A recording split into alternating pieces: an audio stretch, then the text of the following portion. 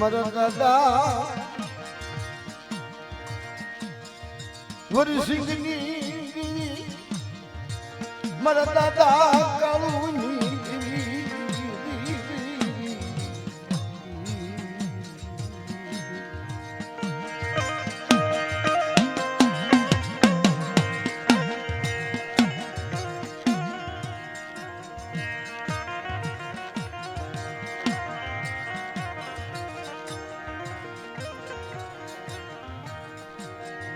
મારા દાદા કાળુની વસ્તી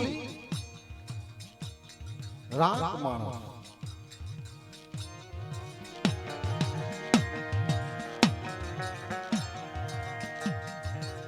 જેમ પ્રાચીન કાળની અંદર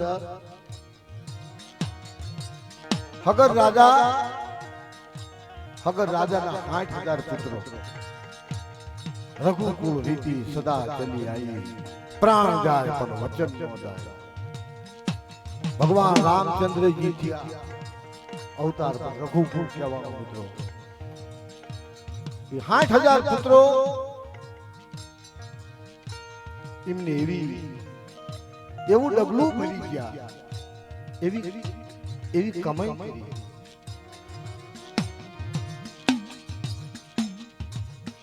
યજ્ઞ કરવાનો હતો અશ્વ 50 કરોડ પૃથ્વીની અંદર અને એવા પોતાનામાં એવો અહમ હતો ઋષિ મુનિ સાધુ સાપરી સમાધિ લક્ષ્ય આવી ગયેલા ભગવાન શનિદેવે નક્કી કર્યું કે 8,000 રઘુકુળના ભગત દાદાના 8,000 પુત્રો પણ બહુ અહમ એ ઘોડો લઈ અને ઋષિ મુનિની સાપરીએ બાંધી દીધો 8,000 પુત્રો ગોતતા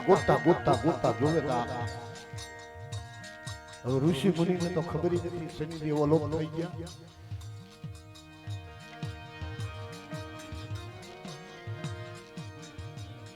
સાધન સાપરી હતી નક્કી કર્યું કે આ ઋષિ આપણો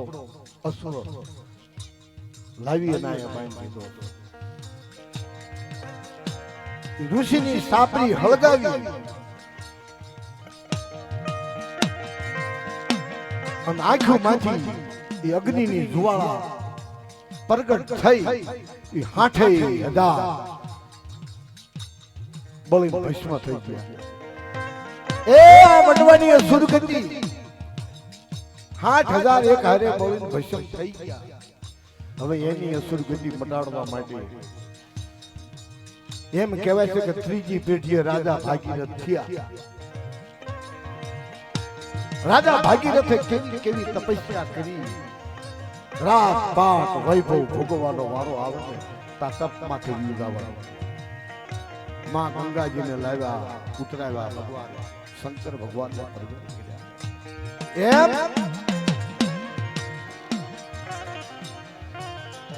એવું ભાગીરથ નોખું કાર્ય મન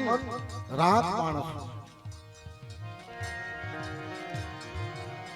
મારી નાત પાસ મારી નાત ને પૂછ્યું બાપા મારી દેવીને પૂછો તો ખરા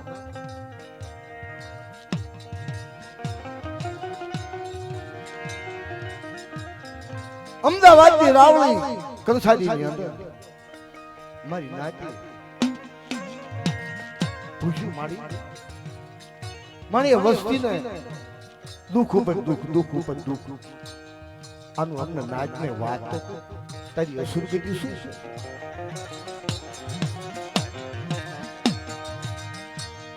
લ્યોને મારી નાજ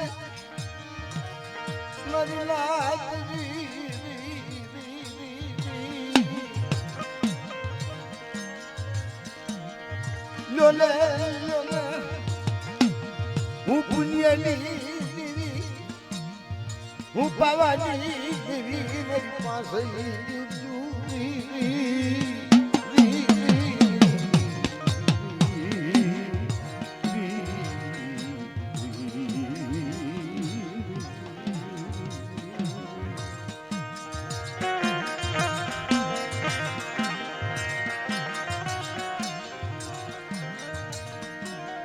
મારી માં ભદર કાળી મારો બાપ રખો મારી માં ચાર દેવું રાજા વિક્રમી દેવી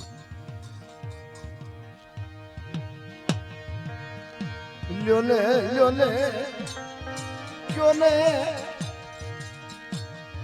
ક્યોને મારા પગીને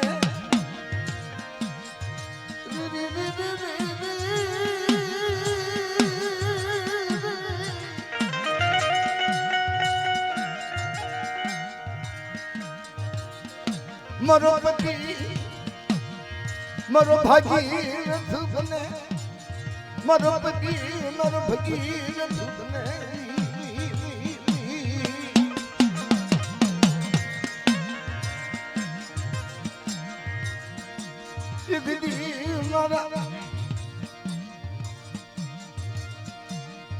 મારો પતિ મારો ભાગીરથ બને મારો સોખ્યો